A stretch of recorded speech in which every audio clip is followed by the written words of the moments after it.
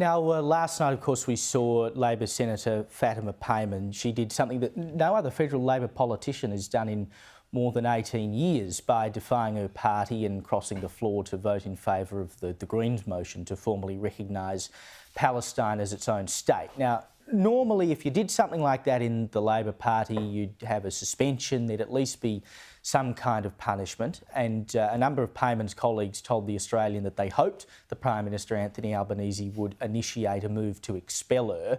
But instead of doing that, this is what his deputy, Richard Marles, told us this morning. To be at this moment suggesting that we're going to expel people for a particular view would be doing precisely the opposite. And ultimately, Fatima Payman is a person who is making a real contribution in the Senate on behalf of the Australian Labor Party. She wants to continue to do that, and she will. Now, look, to be entirely fair, the PM isn't letting it slide entirely, but he's giving her a measly punishment. Have a listen. I met with Senator Payman earlier today. She will not be attending the Labor caucus for the rest of this session. Now, Michael, of course, you are a former Treasurer and different rules apply if you're on the front bench. You know, you just can't disagree with the government at all. But as a Labor man, do you think Payman ought to have received a stronger punishment than that? I think Albanese looks weak on this issue, and people are going to ask the question whether he's weak because he shares some of those very opinions that she's expressing. That's the problem he faces. In terms of Payman, she should be expelled. I mean, remember, this is not the first time she's gone out and broken with policy. She made those comments supporting the slogan, you know, from the river to the sea, which is everybody understands what that means. It means the elimination of the state of Israel. And she is now being, you know, given a very mild slap on the hand. I think she should do the right thing herself, resign, join the Greens and express those silly views. I can just wonder what would happen if a Labor person came out and said, and this is becoming more and more a position in Israel, of course, that there can never be a two-state solution because of the attitude of the Palestinians. Now, if somebody came out from the Labor Party and said, look, I don't support this two-state solution because the Israelis now believe it's impossible to maintain their security, I think they'd be expelled immediately. And this is what worries me about this. It shows a very weak Prime Minister and a very weak response, and Richard Marles' position there is just pathetic.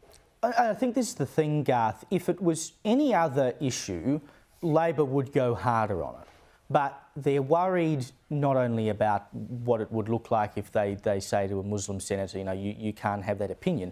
They're worried about other electorates not in Western Australia. I'm thinking more about Western Sydney, that have significant Muslim populations that are currently Labor seats, and they don't want to pee those voters off. And so if they say to a Labor senator who's spoken out for Palestine, hang on, you crossed the floor, you can't do that, we're going to expel you, at least kick you out of the party room, it sends a message that puts Labor in a very difficult position. So what do they actually believe? Well, who knows? And this is the result of the Prime Minister trying to play both sides of this debate all the way through. He has been very, very weak on this issue, and he's told one group of people one thing and told another group of people another, and now he's being caught out. And he's got a senator who, you know, I disagree completely with her views, but at least she's being honest. I know that there are a lot of other people in the Labor Party who hold a very similar view. We don't quite know exactly what the Prime Minister's view is. He's trying to change that and rewrite history now and claim that he held a forthright position all the way through. He absolutely did not. The social division that we've seen across Australia as a result of that has been very hurtful, particularly to Jewish Australians, but to the greater Australian populace. I think we're just so troubled in our hearts to see this sort of division. But you know what? He's seeing that division now come back in his own party. It's been a long time since we've seen that in the Labor Party, and it is this issue that is pulling them apart purely because the Prime Minister would not stand up and do the right thing and support Israel right from the get-go. I've said before, I think on Cherry's program, that when it comes to this war, the Prime Minister's had more flip-flops than Bondi Beach, and it's another example of that. You know, on one hand, he came on the documentary here on Sky News that Josh Frydenberg did about anti-Semitism, said all the right things, and if you'd watched that, you would have come away thinking, oh yeah, the PM's all gung-ho about how bad anti-Semitism is, and then he goes off and says a completely different thing, or does a completely different thing when it comes to something like this.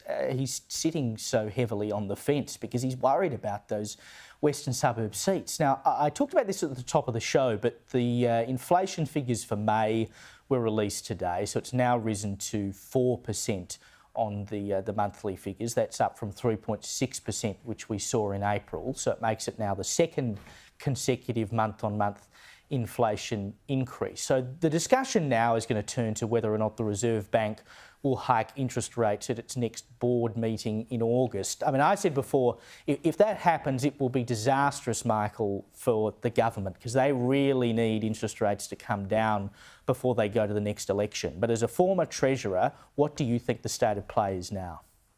Well, I'd be waiting for the quarterly figures, but I think it's very grim for the government. And as I said at the time of the budget, I think that the budget was flawed in its strategy. You've got to remember, we're putting in another $40 billion worth of demand. That's at the federal level, with the tax cuts included, at the end of the month. And that's going to feed right into the demand pressures at a time when the economy may be slowing, but demand in the economy won't be slowing. And then you've got all of the states that are running budget deficits, significant ones, and capital programs that are ridiculously unfunded. So I think they're in a real difficult position, and I agree. If there is another interest rate rise, I think this government's future looks extremely grim. I would predict that if there's another one, there's likely to be a following one as well, because that clearly would show that they are concerned, and you don't see any mitigation in the short term with all of those funds going in at state and federal level. So, you know, the budget strategy was flawed. Chalmers, you know, is full of bluff and, hubris about where the economy is going. And I think all the chickens are going to come home to roost. Well, and this is the thing, Garth. I mean, that budget is going to have to do a hell of a lot of heavy lifting if it is to achieve what the government wants it to achieve. And we were warned at the time that it was expansionary and inflationary. You know, you hand money around, and sure, you don't put it in their hands, but like the $300 off your pay bill, your power bill, right? Sure, it's not $300 the government's given to you, but it's $300 that you otherwise would have had to spend. So it is, in effect, $300 in your hand that you go and spend somewhere else, and that causes inflation. Look, I'm always reminded of the exquisite simplicity of economics. And, some things can't be avoided. You're putting more money into the inflationary times. More government spending in this period was always going to drive inflation harder. We're at $350 billion of additional spending since this government came to power. Jim likes to talk about himself in terms of being a student of Keating. Keating reduced government spending as a percentage of GDP 3 budgets in a row. Jim's increased it. He's done the complete opposite. So any claims to economic credibility he has are awash now. But I would point out, there's a Treasurer who only a couple of weeks ago stood with a straight face and told the Australian people that his budget was perfectly calibrated to deal with the issues of the day. Perfectly calibrated. Looking back now, the hubris, the arrogance, and just how out of touch he is with that simple, basic economics.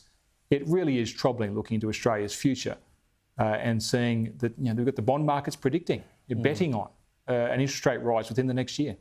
Yep, we thought it was bad enough. I think there's a lot more damage to come. We've run out of time, gents. I wanted to get to the GG's pay rise because, of course, the coalition today said they will support it, which I think is a bit ridiculous. But we'll leave that to one side. Michael Costa, Garth Hamilton, thank you so much.